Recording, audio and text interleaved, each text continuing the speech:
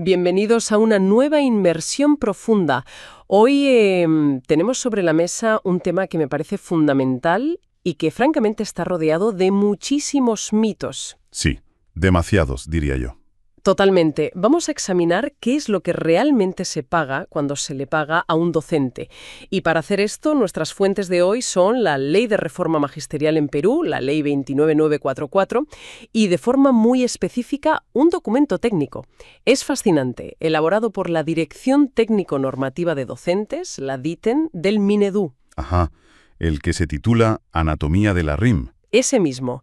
Y nuestra misión hoy, para la gente que nos escucha, es ponernos un poco las gafas de un especialista legal y financiero, a ver si logramos descubrir la arquitectura real detrás del sueldo de un maestro. ¿Qué falta hace? Porque el documento no es un simple folleto de contabilidad. De hecho, la primera diapositiva tiene de fondo unos planos arquitectónicos, literalmente. Es una declaración de intenciones total. Te dice que esto va sobre el valor estructural del trabajo. Claro, y el punto de partida que plantean es un choque de mentalidades enorme. Porque normalmente, cuando la sociedad piensa en el salario de cualquier profesión, suele haber una idea muy transaccional de fondo, ¿no? Casi de cadena de montaje. Sí, la típica mentalidad de fábrica. Exacto. Alguien ficha al entrar, hace una tarea muy concreta, muy visible, luego ficha al salir y recibe una nómina por esas horas exactas. Es algo limpio, directo y, bueno, fácil de meter en un Excel. Y la inmensa mayoría de la gente que no pisa un colegio asume que la nómina de un docente es igual, que cubre única y exclusivamente las horas que pasa hablando frente a una pizarra. Como si el trabajo empezara al sonar el timbre de entrada y terminara de forma fulminante al salir por la puerta. Y a ver, esto es una trampa intelectual enorme cuando intentamos aplicar esa misma hoja de cálculo a la educación. Ya. Esa mentalidad clásica busca encasillar el esfuerzo en, pues eso, en unidades de tiempo aisladas. Pero el panorama de lo que realmente requiere la docencia es un ecosistema. Y si el Estado intenta medir y pagar un ecosistema con las herramientas de una fábrica del siglo XIX, pues el sistema educativo entero colapsa. Y la ley dice exactamente lo contrario a esa mentalidad de fábrica, ¿verdad? Claro, claro. Con toda su frialdad jurídica, el Ministerio ha diseñado la RIM, la remuneración íntegra mensual. No es un abono por horas de discurso, es un plano estructural. Vale, pues para entender este ecosistema vamos a desgranar el acrónimo, la propia palabra RIM y lo que la ley exige de cada una de sus letras. Venga. La R es evidente, es la remuneración, o sea, la compensación económica definitiva. La M es mensual, que establece un cálculo predecible, regular. Supongo que esto busca dar estabilidad frente a esos modelos de pago por horas sueltas que hay en otros sectores. Sí, la estabilidad es un factor importante, desde luego, pero el verdadero pilar jurídico de este ecosistema, el núcleo del asunto, recae en la letra del medio. ¿La I? Eso es, la I de íntegra. Y aquí es vital que nos detengamos a analizar el porqué. Definida por la Ley 29944, esta palabra prohíbe, pero vamos, explícitamente, que el salario sea un rompecabezas fragmentado por tareas sueltas. Claro, porque históricamente se ha hecho mucho eso, ¿no? Muchísimo. En muchos sistemas educativos se caía en el error de pagar una tarifa base por dar clase y luego añadir pequeños complementos inconexos, que si un extra por tutorías, que si otro por corregir exámenes. A ver, si me permites la analogía, esto suena a comprar un coche por piezas sueltas. Vas al concesionario y dices, vale, pago primero el chasis, luego te cobran un extra por el volante, otro por las ruedas, y al final pues puede que ni siquiera logres ensamblar un vehículo que arranque y sea funcional. Es una analogía perfecta, porque el problema de esa fragmentación salarial es que genera un comportamiento fragmentado en el profesional. Si el Estado solo paga bien la hora de pizarra y da migajas por, no sé, hablar con las familias, pues el docente, por pura supervivencia económica, dejará de hablar con las familias. Lógico. Al exigir que la remuneración sea íntegra, la ley actúa como un biólogo que entiende que un ecosistema no sobrevive si le quitas una parte. El impacto del profesional, tanto dentro como fuera del aula, es un organismo vivo. Es indivisible. Entiendo. Pero, espera, esto me genera una duda enorme. Si la RIM agrupa todo este ecosistema en un solo paquete integral, ¿cuál es la matemática exacta? Porque al final de mes, el ministerio tiene que hacer una transferencia bancaria con una cantidad concreta. Claro, los números tienen que cuadrar. Exacto. ¿Cómo calcula el ministerio legalmente el valor de ese paquete sin caer en la trampa de contar las horas sueltas? Pues el mecanismo, que está en la tercera diapositiva del documento, es brillante por lo simple que parece. Los artículos 56 y 127.2 de la ley establecen una ecuación. Básicamente se calcula multiplicando la escala magisterial por la jornada de trabajo. A ver, la jornada de trabajo la entiendo, es el tiempo físico asignado semanal o mensual. Pero la escala magisterial me suena a la típica jerarquía burocrática de toda la vida. ¿Qué es exactamente? Pues no es simplemente un premio por envejecer en el puesto, ojo. La escala magisterial representa la trayectoria y el desarrollo profesional. Es un sistema de 8 niveles. Y para subir de escala, el docente tiene que pasar por evaluaciones de desempeño muy rigurosas, demostrar méritos, formación continua y, obviamente, acumular experiencia.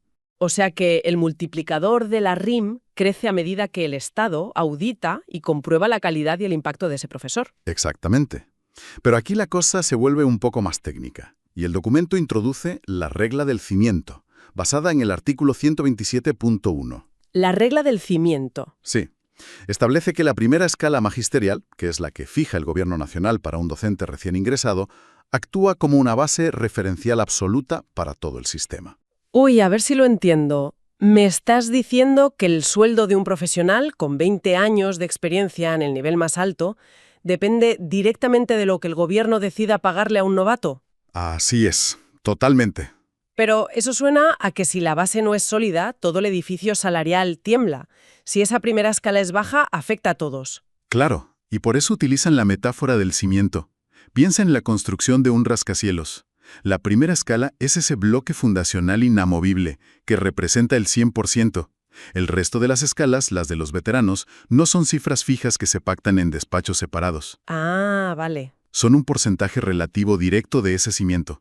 O sea, la segunda escala podría ser, por ejemplo, un 110% de la primera, la tercera un 120% y así hacia arriba. Ostras, ya veo la jugada legal aquí.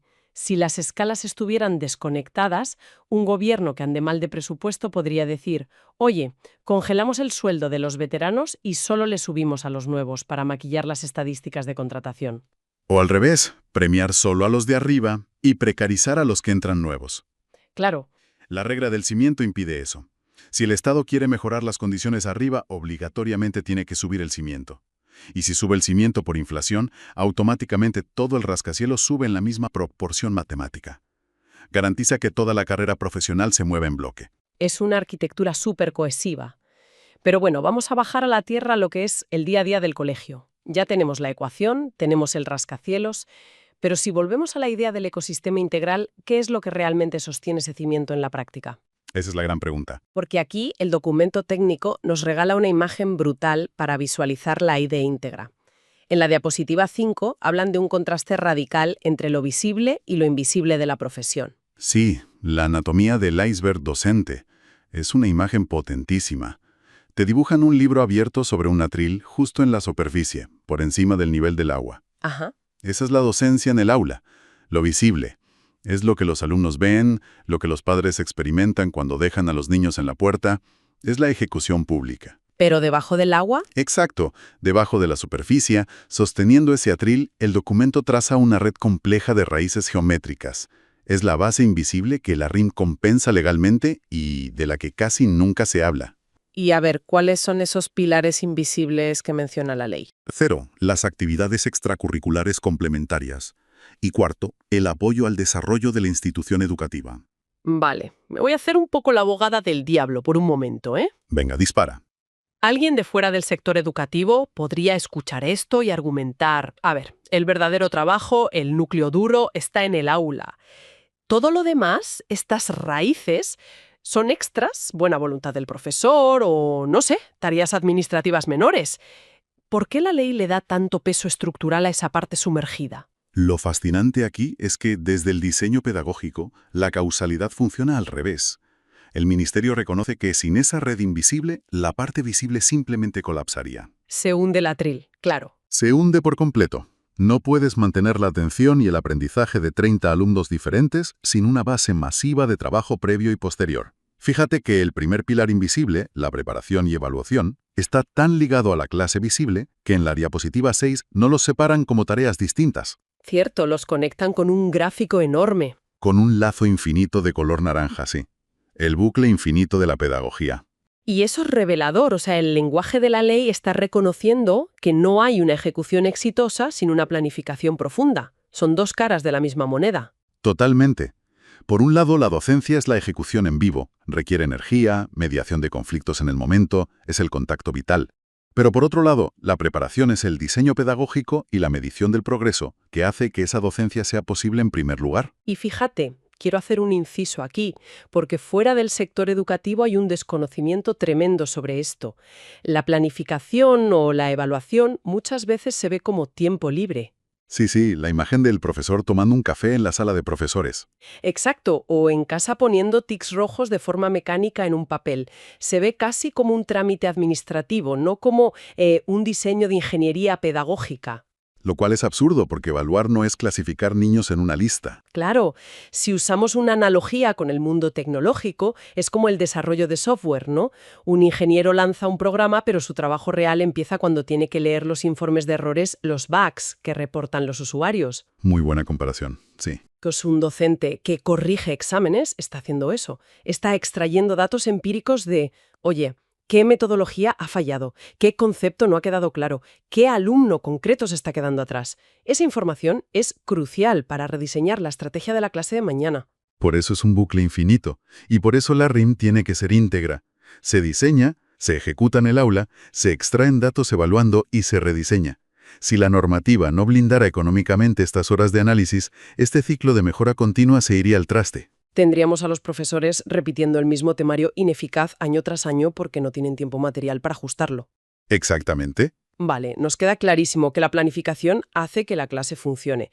Pero claro, un docente no solo interactúa con un currículo o con exámenes, hay una dimensión social, que es lo que nos lleva a explorar las otras tres raíces de esa base invisible. Sí, la diapositiva 7 entra de lleno en esto. Y ojo, la amplitud de responsabilidades es abrumadora si te paras a pensarlo. Es que, sinceramente, leyendo las descripciones en el documento técnico, parece que estás leyendo el currículum de un director de una ONG, no de un profesor al uso. Es que va mucho más allá del currículo estricto. A ver, retomemos las raíces. Las extracurriculares, por ejemplo.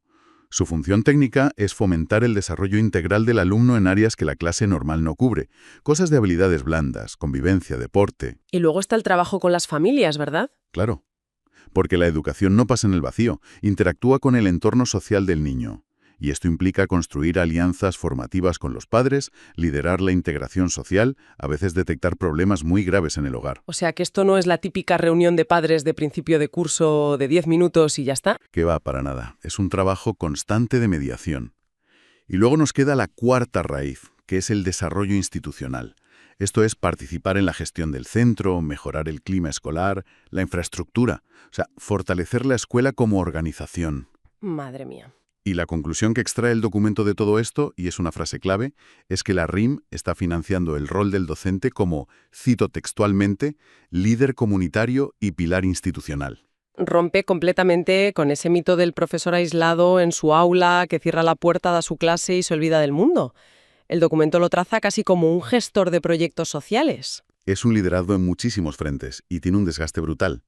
El Estado sabe que si le exige a un profesional que sea ingeniero pedagógico, mediador familiar y sostén de la escuela, pero solo le paga las horas de tiza y pizarra... El sistema colapsa por agotamiento. Exacto. Se queman. Bueno, todo este análisis minucioso nos lleva a la conclusión final del documento. Es la diapositiva 8 que habla de lo que realmente significa ser un profesional de la educación bajo esta normativa. Sí, es la visión del profesional integral. Y lo resumen con un gráfico circular muy claro. En el centro está el núcleo duro, la RIM, respaldada por la escala y la jornada. Las matemáticas puras. Eso es. Y desde ese centro se irradia apoyo económico hacia todo el círculo exterior, que son las 5 áreas que hemos visto. La docencia visible, la preparación, lo extracurricular, las familias y el apoyo institucional. El mensaje final es que la RIM no es solo un cálculo matemático, es el reconocimiento legal e integral a todo tu impacto. Es que es fascinante. Básicamente aseguran que la experiencia y el tiempo se conviertan en el motor de todo este ecosistema. Y creo que es fundamental recordar a la audiencia por qué conocer este marco legal importa tanto. totalmente. Da igual si trabajas en educación y necesitas defender el peso de tu trabajo, o si, yo qué sé, como ciudadana simplemente quieres entender a dónde van tus impuestos y cuál es el coste real de la educación. Es que conocer estos mecanismos legales nos vacuna contra el populismo fácil, ¿sabes? Ese que siempre rodea los debates sobre los salarios públicos. Nos obliga a dejar atrás esa visión simplista de cadena de montaje. Completamente de acuerdo. Bueno, hemos desmontado esa mentalidad de fábrica y hemos visto los planos de esta arquitectura profesional inmensa. Pero, antes de terminar, me gustaría dejar un pensamiento final en el aire, algo un poco provocativo para que quien nos escuche le dé vueltas. A ver, sorpréndeme. Hemos visto que la ley, con toda su frialdad matemática, ya reconoce, cuantifica este enorme ecosistema invisible. Pero, claro, ahora estamos en la era de la inteligencia artificial. Uy, el gran tema. Claro. ¿Qué pasa si las herramientas de IA llegan al punto de automatizar esa raíz invisible? O sea, si la IA corrige los exámenes en segundos, analiza los datos de los alumnos y te diseña los currículos, si la tecnología vacía de horas de trabajo esa base sumergida, ¿qué nos falta como sociedad para adaptarnos? ¿Aprovecharemos ese tiempo liberado para que el docente sea aún más un líder comunitario y un pilar humano? ¿O correremos el riesgo de que usen la IA como excusa para recortar la I de íntegra y volver a pagar solo por las horas de fábrica? Ostras, es una pregunta tremenda. Es la próxima gran frontera legal, sin duda. Pues ahí queda eso para que le den una vuelta. Muchísimas gracias por acompañarnos en esta inmersión profunda. Nos vemos en la próxima. Hasta pronto.